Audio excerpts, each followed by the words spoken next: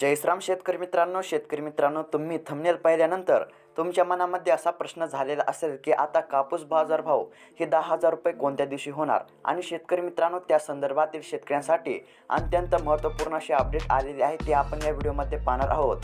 त्यासाठी जर तुम्ही चॅनलवरती नवीन आलेला असाल तर अवश्य खाली दिलेल्या सबस्क्राईब बटनला क्लिक करून या चॅनलला सबस्क्राईब करा।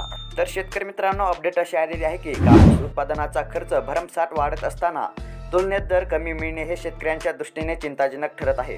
सध्याच्या दराने कापूस न विकता बहुसंख्य शेतकऱ्यांनी साठवणूक केलेली आहे। येत्या काळात दर वाढतील अशी अपेक्षा ठेवली जात आहे। आता तज्ज्ञांनी सध्याच्या दरामध्ये 10% वाढीचे अंदाज दिलेले आहेत।